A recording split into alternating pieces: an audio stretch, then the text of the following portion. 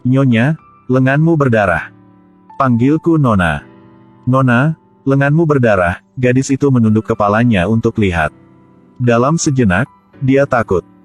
Gadis kecil tidak mengatakan sepatah kata pun. Tapi langsung keluarkan tambalan luka. Aku akan meminjamkannya padamu. Terima kasih ya. Aku akan mengembalikannya kepadamu. Tidak apa-apa. Gadis ini langsung mengobati lukanya terlebih dahulu. Gadis kecil segera memberi gadis itu sebuah buku catatan. Untuk apa? Tolong tuliskan nomor telepon Kak di sini. Ketika Kak bebas, hubungiku untuk membayar uang untukku. Gadis itu membeku sesaat. Dia belum pernah bertemu anak yang begitu licik. Berapa biaya selembar tambalan luka? Kamu masih kecil. Tapi terlalu banyak perhitungan. Jenis tambalan luka ini berharga 5 sen. Kak juga bisa membayar dengan uang tunai. Baiklah. Inilah. Dia melihat gadis itu terlihat marah. Langsung bilang dia hanya bercanda. Jangan begitu pelit. Gadis itu diganggu anak ini lagi. Lalu dia bertanya pada gadis itu apakah dia sakit. Sehingga dia pergi ke rumah sakit. Gadis ini berkata dia tidak tahu. Mungkin dia benar-benar jatuh sakit. Lalu dia bertanya kembali pada anak itu. Mungkin aku benar-benar sakit? Kakak laki-lakiku berkata aku terkena penyakit jantung. Wanita itu sedikit bingung setelah mendengar ini. Nyonya, apakah akan mati jika terkena penyakit jantung? Nona. Nona, apakah akan mati jika terkena penyakit jantung? Terserah nasibmu. Dia berkata dengan gadis kecil itu bahwa, jika kamu merasa dirimu sangat sehat, tubuhmu akan menjadi semakin baik dari hari ke hari. Jika kamu merasa kamu sakit parah, kalau begitu, bagaimana tubuhmu sehat? Pada saat ini, seorang pria tiba-tiba datang dan menjemput gadis kecil itu. Gadis ini baru saja mengangkat kepalanya. Tanpa diduga, itu mantan pacarnya, Zaiha. Apa yang kau katakan pada adikku? Anak ini adalah saudaramu. Ya, dia adikku. Belum menunggu dia untuk berbicara, Zaiha peduli padanya, menanyakan apakah dia sakit. Tapi gadis itu pada dasarnya tidak mau memperhatikannya. Dia berbalik dan pergi. Tapi tidak tahu apakah itu nasib baik atau nasib buruk. Ketika gadis kaya itu pergi ke rumah sakit untuk pemeriksaan kesehatannya untuk kali kedua, dia bertemu lagi dengan gadis kecil itu. Datang untuk memeriksa lagi hari ini, kan? Siapa yang membawamu ke sini? Kakak laki-laki bawa aku ke sini. Lalu gadis kecil itu bilang, dia lapar dan ingin makan sesuatu yang enak. Baiklah kalau begitu aku akan membantumu memesan makanan. Dia segera memanggil Zaiha. Tapi sekarang, Zaiha masih mengantri untuk membeli obat untuk adiknya. Sama sekali tidak menyadari dering teleponnya. Tidak dapat menemukan orang yang dia cari, dia tetap tidak menyerah. Tapi gadis kecil ini bilang dia lapar. Gadis itu berpikir berulang-ulang. Dia memutuskan untuk mengajak gadis kecil makan siang dulu. Gadis kecil itu menggelengkan kepalanya. Jangan khawatir, aku akan mengirim pesan ke kakakmu. Dia menerima pesan teks dan akan meneleponku.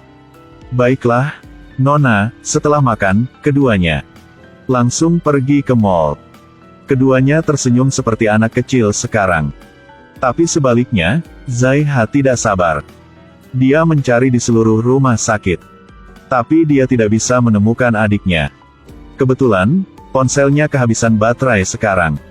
Jadi dia hanya bisa pulang dulu. Tapi adiknya belum ada di rumah. Tepat ketika seluruh keluarganya khawatir dan akan memanggil polisi. Gadis itu membawa gadis kecil kembali. Zaiha melihat bahwa adiknya aman dan tidak terluka. Tapi tetap tidak bisa tenang. Dia menyalahkan gadis itu. Xiao Mui belum dewasa. Apakah kamu juga belum dewasa?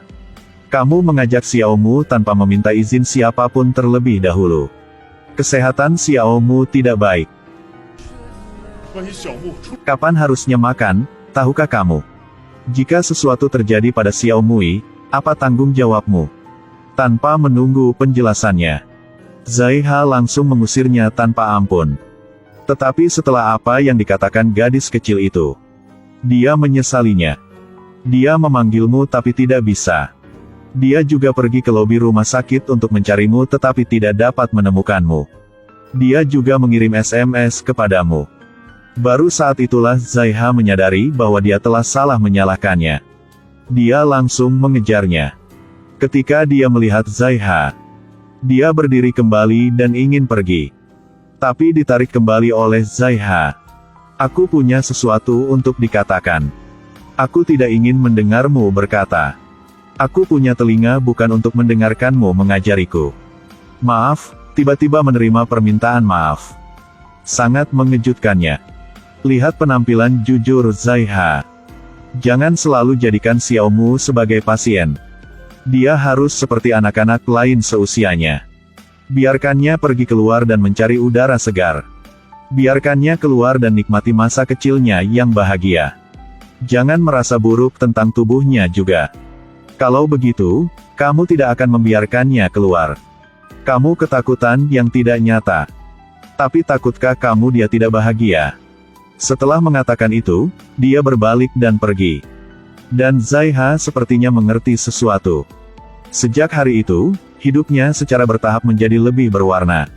Hubungan antara dia dan Zaiha juga berangsur-angsur berubah. Tapi hari itu kondisi gadis kecil tiba-tiba memburuk. Dokter meminta keluarga untuk menyiapkan 500.000 yuan untuk operasi. Menghadapi sejumlah besar uang ini, sang ayah hanya bisa menghela nafas. Zaiha hanya bisa menghiburnya. Dia akan menemukan cara untuk menghasilkan uang. Tapi bagaimana putranya? Bagaimana mungkin ayah sepertinya tidak tahu? Dia memutuskan untuk menjual rumahnya. Dan gadis itu, ketika dia melihat situasi sulit keluarga Zaiha, diam-diam ke sudut.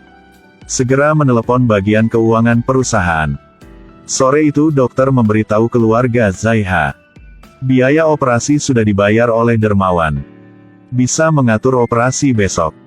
Ini membuat semua orang lebih bahagia. Dan gadis di pintu juga tersenyum bahagia. Dengan begitu, gadis kecil mengalami operasi yang lancar. Di bawah pendampingan keluarganya, dia tumbuh sehat dan bahagia. Akhirnya, Zaiha sekali lagi menyatakan perasaannya padanya. Dua orang yang saling mencintai akhirnya bersama. Harus mengatakan bahwa gadis itu sudah kaya tetapi masih memiliki hati yang baik. Beruntung Xiaomu bisa bertemu dengannya. Tidak ada yang mengira bahwa gadis kecil hanya memberinya tambalan luka. Lalu ditukar dengan orang kaya dan baik. 500.000 yuan tetapi uang menyelamatkan hidupnya. Jadi setiap orang seharusnya selalu berbuat hal yang baik. Karena orang baik juga akan bertemu dengan orang baik.